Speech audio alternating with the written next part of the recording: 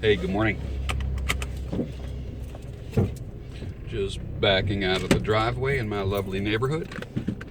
Quick little pipe chat for you. Well, good morning. Good morning. George Bruno here, also known as the Sultan of Silver in the hair industry. On my way to the salon today. I already did a video this morning on the progression of masculinity, forging out some thoughts on masculinity. If I could write things down, and the idea of masculinity, of this progression, came to me in my sleep, actually, and I'm a big believer in. Excuse me, I think I got a hair in my eye. The idea came to me actually in my sleep. And I think if you program your mind properly, you can actually restore your body while you're sleeping, and also ideas can come to you when your conscious mind is not active. That's what I feel to be true. And I did not have a notepad on the nightstand. It was in my pocket, in my pants, hanging up on a hook, so I didn't have a chance to write this down. So I literally made a video this morning and just spontaneously, I improvised my video this morning on the progression of masculinity. I want to talk about pipes today. Some people say, well, let me start what I say. I say that you're a steward of your pipes, that you basically just own them while you're alive. I know some people that say, oh, I'm not into estate pipes. Estate pipes are pipes that someone else owned that were purchased in an estate sale, and, you know, it's a fancy term for a used pipe. And then you clean them properly, sanitize, sterilize, etc., and then you can enjoy a pipe. My pipes will outlive me. I know that for a fact because I own several pipes that were owned by as many as 2 to 3 people. I have some quote-unquote estate pipes, everything from a 1950s Missouri meerschaum to a 1904, I believe, Dunhill that I absolutely love. You will outlive your pipes. So what does that mean? I've got this theory about pipes and motorcycles and how they're similar. There's the kind of guys, I call them driveway queens, where you polish your motorcycle. You polish your motorcycle for 3 hours and then ride it for 30 minutes, like a poser. You get the chrome looking like a mirror. It's perfect. You armor all, or, you know, put some conditioner on the seat. You clean the wheels and spokes, and you get everything absolutely beautiful. Then you ride it through town or where people are going to see you, or you take it out for a little 30-minute ride. Driveway queens.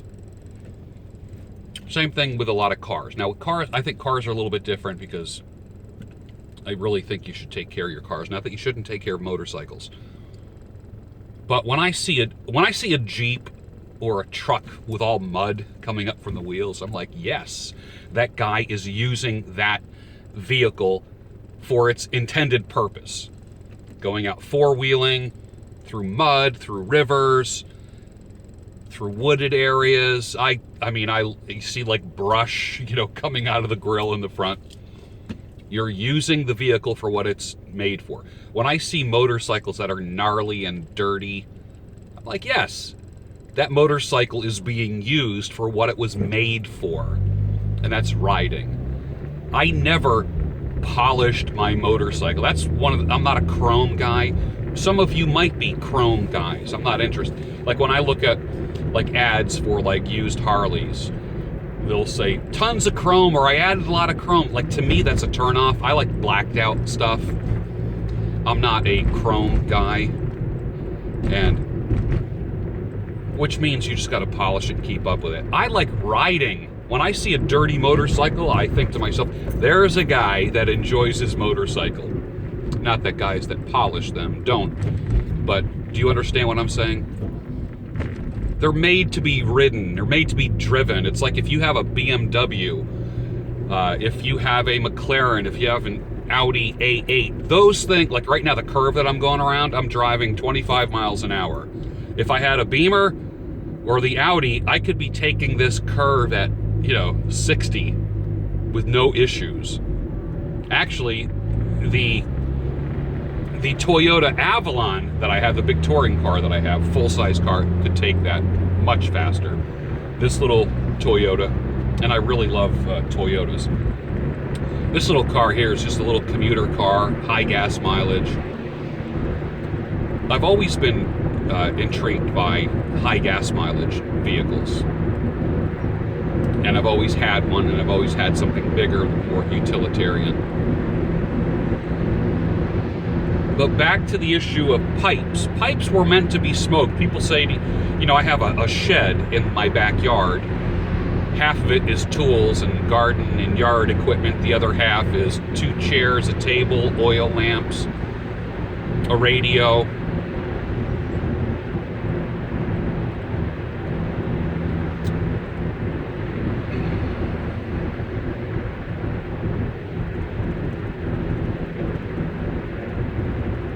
Someone's calling me right now. That's why I'm pausing at this moment. There we go. Now we're back. And I keep not all my pipes, but many of my pipes out there. People say, well, aren't you afraid of having your pipes outside with the extreme summer temperatures and the cold winter temperatures? And my attitude is like the same that I have about Jeeps and motorcycles. Pipes were meant to be smoked and to be used and to be enjoyed. For instance, my car pipe is a Missouri Meerschaum. This came in one of those seconds bags. What is that? You guys, it's a little bit taller than just the Missouri Pride one or whatever that is. It's a little bit tall. You can tell me, is this a Washington? I'm not sure. You corn cob PhDs can tell me. It's nice, it's light, clenches easy. And I also have the Sultanelli, which I got at the pipenook.com. I'll put a link for this down below, which is one of my favorite pipes of all time. Perfect in every single way. If you don't have one of these, you don't know what you're missing. You really don't.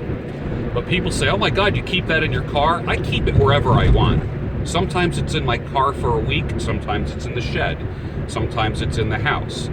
It doesn't matter to me. These were meant to be smoked and enjoyed.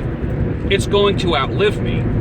When I see, like if I'm going to a garage sale, an estate sale, and I see a pipe that's all caked up on the inside and the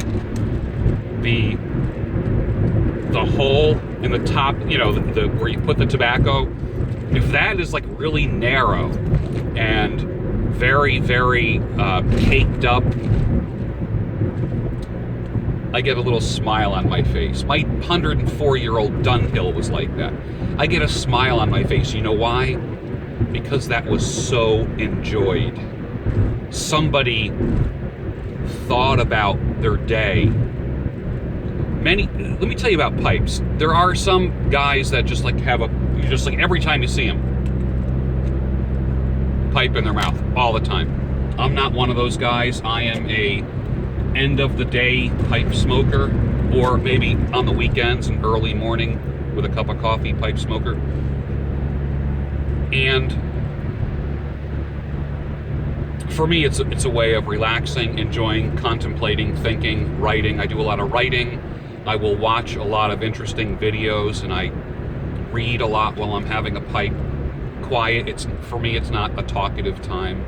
I don't even like taking phone calls when I'm puffing on a pipe. It's a great way to enjoy your solitude. But when I see a caked up pipe, I think that man smoked that pipe through the birth of his children, the death of his parents, the firing from a job, the acquisition of a new job, the earning of a college degree, the wedding of his daughter, the birth of his first grandson.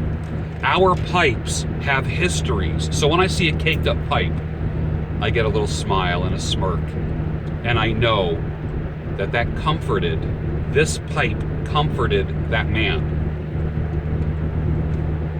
So how do I take care of my pipes? Honestly, once a year, I will ream out the pipe. Once a year. Clean it up, polish it up,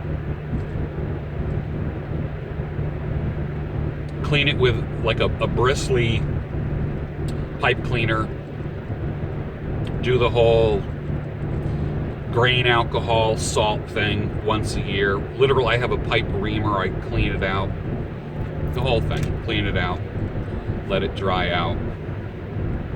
Am I strict about rotating my pipes? Not necessarily, but I do know there is a difference if I don't rotate them on a fairly regular basis. Pipes were meant to be used. You don't put them in a glass case and just adore them, unless it's a collector item, obviously. When people sell pipes, you always see in the ads, I haven't used this very much over the years and just thought I would sell it now. But what are the ones they hang on to? The ones that they use all the time. If you had a whole line of pipes, which one does your hand reach for the most? Or should I say, which one does your hand reach for the least? That's the one that you might unload. That's the one that you might re-engineer, put a new stem on it, modify it somehow. And I've given life to older pipes by modifying them. I had a Mark Twain Missouri Meerschaum, regular size, and I turned it into like a stubby poker because I had an old briar that I never used. So I literally, with a saddle bit, and I cut it and I fit it and put it into the body of the cob, of the Mark Twain cob, took a Dremel and kind of rusticated it, and it's a fun little, it's a little bit, even a little shorter than like a Dagner poker, like that kind of thing. And I love the thing. But I rarely smoked that briar, and I didn't like the way the regular Mark Twain smoked. So I put them both together, and now it smokes like a beast. And I love it. And it's in the shed. And I use it for certain kinds of tobaccos. I have it designated for that. And that's what I enjoy.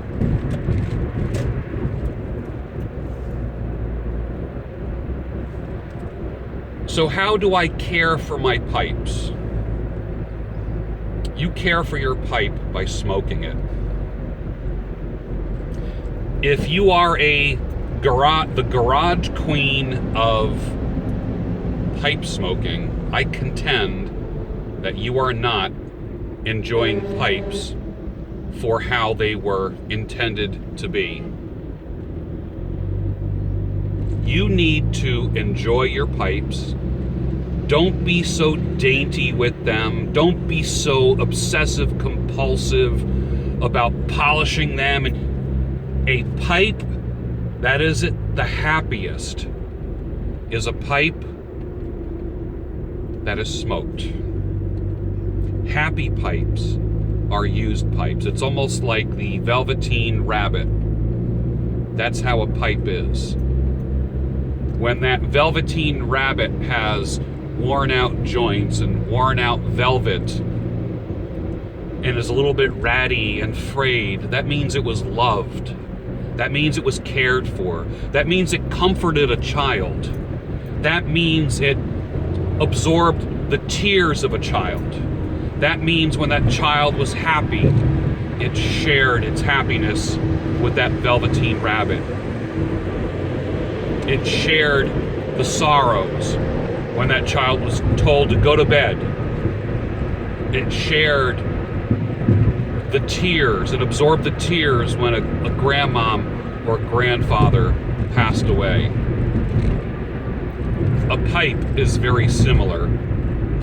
A used pipe, a caked up pipe, means that you've had ideas. You've grieved. You were happy. You were relaxed. You were de-escalated in stress. Or you did nothing. A used pipe is like a dirty motorcycle, like a muddy Jeep. It was used for the purpose that it was created for. Enjoy your pipes. Don't worry too much. Don't fret over your pipes. Don't be the garage queen of piping. Use your pipes. Go for it, man. They're tougher than you think. Have a great day. Bye.